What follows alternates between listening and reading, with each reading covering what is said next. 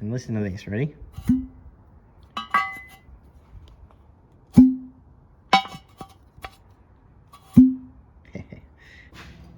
G'day! Now that the Mini 32 is a roller, I want to make it a runner. So I got me a new carby. I've got some various bits of steel because I'm going to have to make an intake manifold. Because this one, if I try and put that on there, even though it doesn't fit, the body's here, like that. It'd be sticking up out of the body, like that. It'll look weird.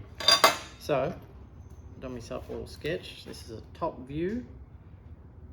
So the intake manifold's going to have two bends in it, two 90s, to allow for the bolt to go in to the top of the engine. That's the only way I can see doing that. Let's get building it. And also got to make a fuel tank, because no point in having a carby without fuel, eh? Alright, so looking at this, I was thinking about having it on this side, but I've since changed my mind. It'll make more sense and be easier for me to put it on this side, because this flange is not square to the engine, so it'll allow me room to put the bolt in with a less severe curve, and it'll just be easier all around.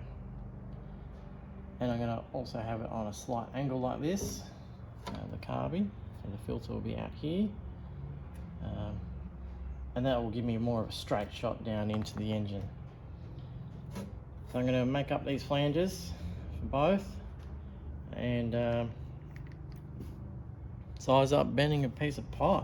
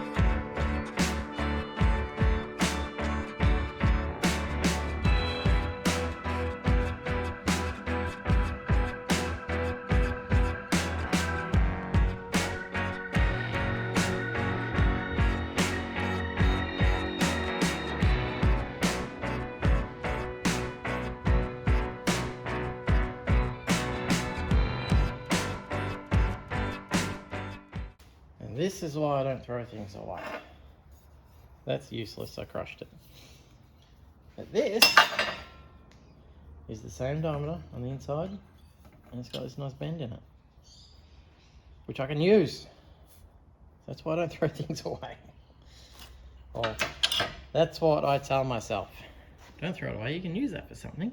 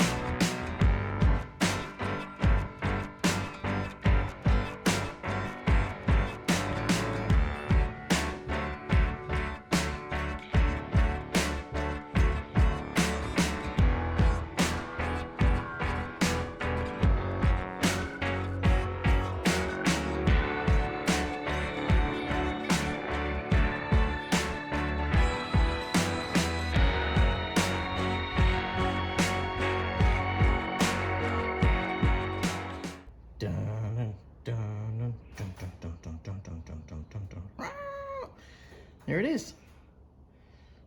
It's done. It's not too different from the standard one. That one goes vertical, this one goes horizontal. Get it bolted on, throw some wiring at it, put some starter fluid in there and see if we can get it kicking over. Check it out, there's the carby in place. Now I know I just said I'm gonna throw some wiring on here put some starter fluid to this and get it, see if we can get it started. But I just had another thought of exhaust. Should put that on there. So I got this rusty hunk of exhaust gold. There he is in all the glory. So I'm going to chop that to bits. I'm going to use that muffler and some of the pipe and the connector to the engine. Make up a quick little exhaust. It's just gonna come out the back here, right there.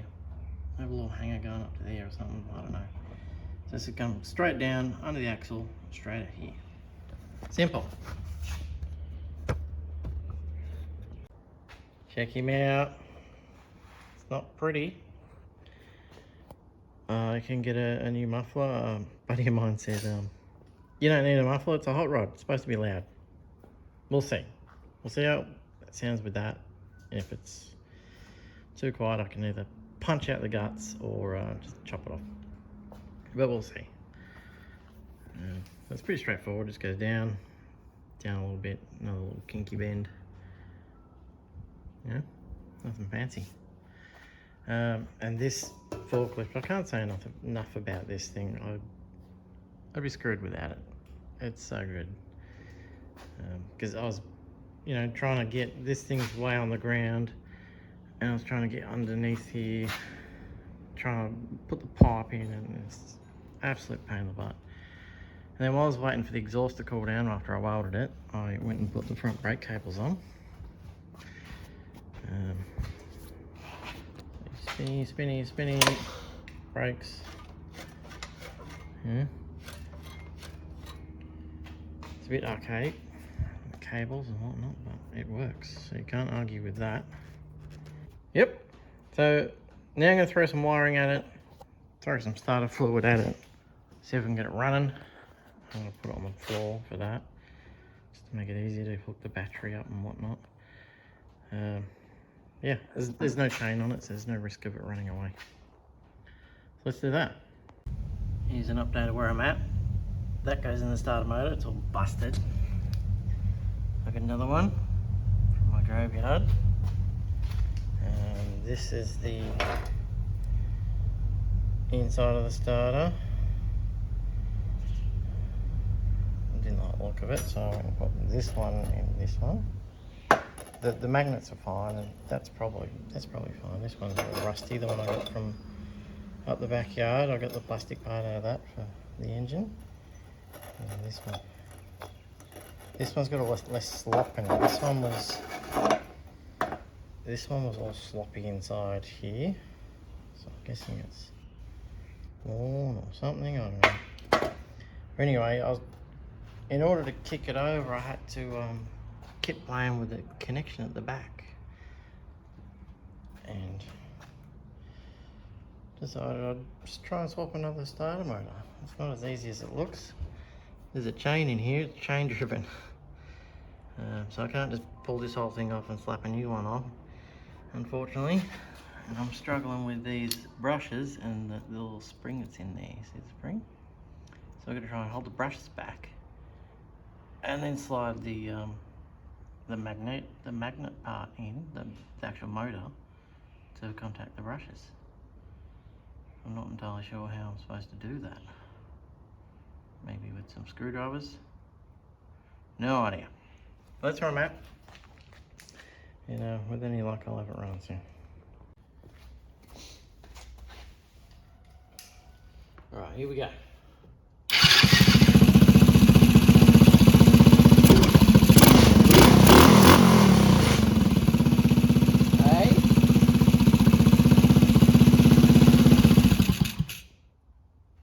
I am so happy with that. This starter motor was an absolute prick. Absolute prick. And then I forgot to put a piece in there, and that made it sound awful when I tried to start it. But it's going. Carby works a treat, intake works, revs up nice, starts easy. Couldn't be happier. Could not be happier. Now I'm going to make a fuel tank, mount it. Alright, I'm going to make a fuel tank now. I was considering using the stainless, but I've since said no to that idea. So I've got these two bits of mild steel. This one's galvanized, this one's painted, this one's slightly thinner than this one. But I'm definitely going to be using one of these two. So I'm going to throw a body on the chassis, probably the one with the boot lid on it, so the hinges, I'll be able to see where they're sitting, and size up which one of these I'm going to use. This one looks to me to be about a litre or a quart. I don't know anything about gallons and quarts and whatnot. Fluid ounces, it's all gobbledygook to me. I know millilitres and litres, and this one looks to be about a litre capacity. Maybe a tiny bit more, and if this bottom one was the same length, it'd probably be 1.5 litres or a bit more, which is plenty enough for, you know, cruising around my backyard or at a car show or a swap meet. You know, I want to take this mini rod to as many places as I can to get it seen by as many people as I can, and then people might go, I want one of those. Oh yeah, I'll build you one. So that's the goal, to turn this mini rod into a business. But make a fuel tank. So I'm going to throw a body on, like I said, pick one of these. Let's go. Let's do it.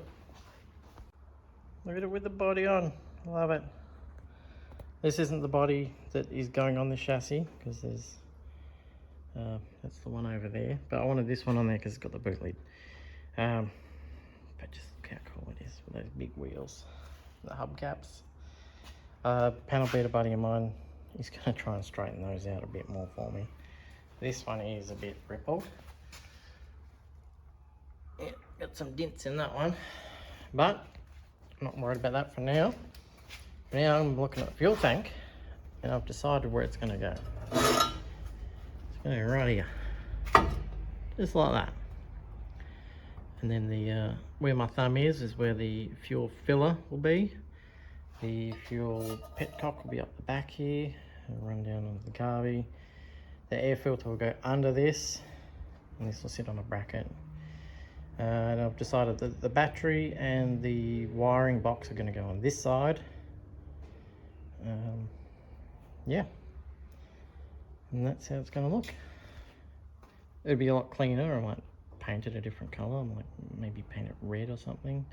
The interior is going to be bright red. I'm going to wrap that steering wheel one day. You can see the suspension down there. My levers, which I'm still getting around to finishing. I just went and got a hydraulic brake line off one of the quads out the backyard. There it is there. So that should fit from there to the brake. Still a lot of work, but for now, just make fuel tank. Chop chop. This is a fuel can, and I was going to be super dodgy, cut this bit out, and then put it on here. I'm not doing that. Don't worry, I'm not doing that. So what I've got here is a piece of steel. I'm going to weld that there. Obviously, there's going to be a hole in there, and then I've got this chunk of aluminium that I'm going to make a fuel cap out of.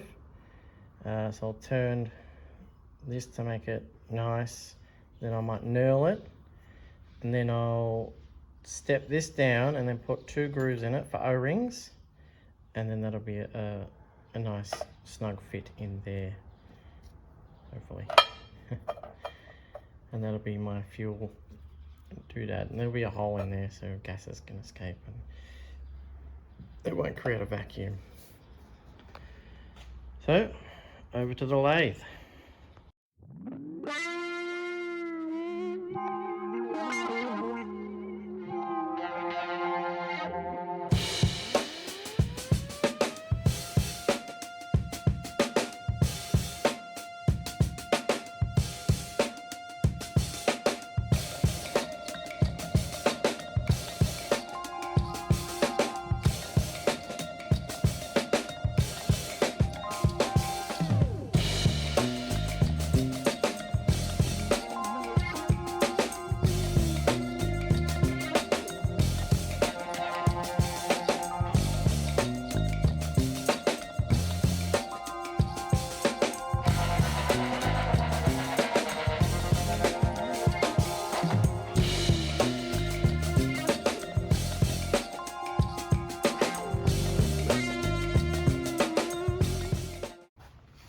This is going to be about the nicest thing I've ever made on a lathe.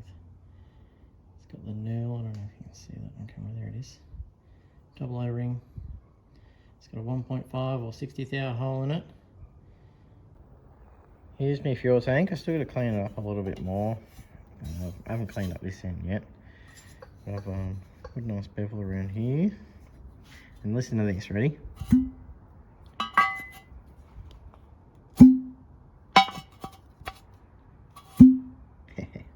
It's a beautiful fit. I'm very pleased with how this came out. It's a bit dusty. I made it a week ago, so yeah. Happy with that. This guy, gonna live up in here. Try and get it as close to the boot lid as I can, about there. The higher up I get this, the easier the fuel flow will get into the carby, because the petcock's gonna drop down a little bit. I'm not sure where I'm gonna put it yet.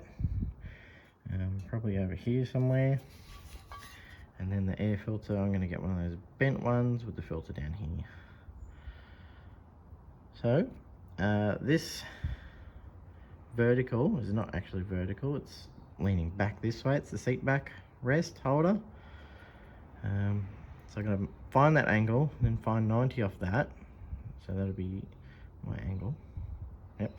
And then make the bracket off the car, and then figure out how to attach it to this, and then probably just weld it straight to that, and then bolt it to here, or weld it to here, and then bolt it to that. I haven't figured that out yet.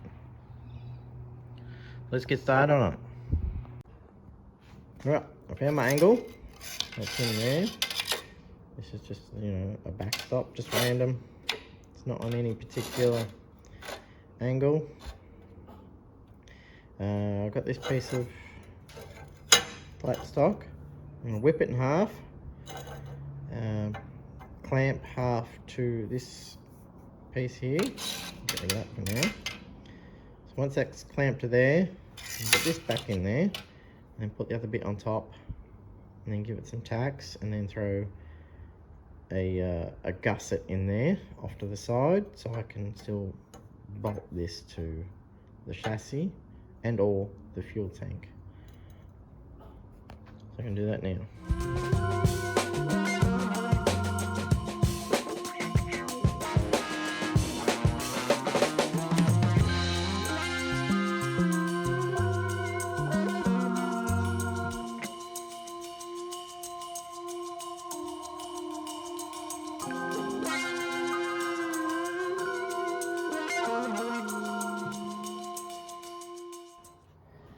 Right, so I've got this clamped to the bracket. So what I'm thinking is having a dowel coming out the back with something with a corresponding hole in it, just to locate it. And then underneath, have something like that. So you just pretty much slide the tank on. This will capture it. And then just have like a small bolt or a grab screw style thing, and just put a bit of pressure on there. And that should hold it. It shouldn't be able to wiggle around.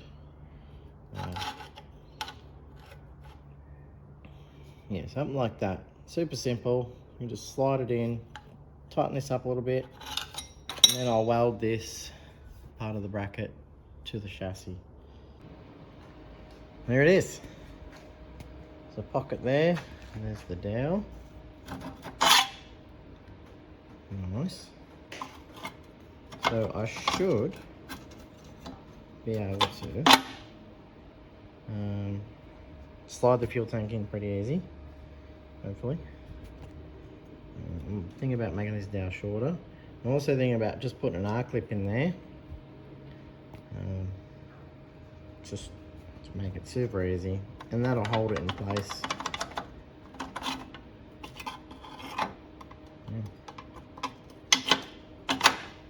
Bam. But first I'm going to test fit it, make sure I can get it in and out, and then I'll put the R-clip in, then weld this to the frame. Alright, there it is in place. It is tilted, so this is the lowest point. which I did that on purpose.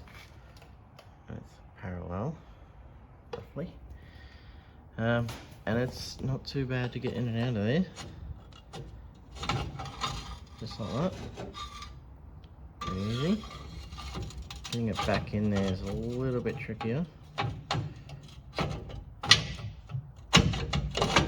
we go. So I'm just gonna put a little R clip in the back.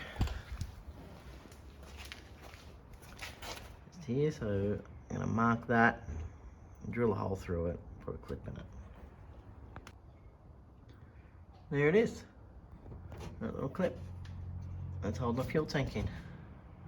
You ain't going anywhere. And once this is welded, it'll be nice and solid. So I'm pretty happy with that. I just got to finalize, just fine adjustments on this to get it exactly where I want it before I weld it. And be good to go.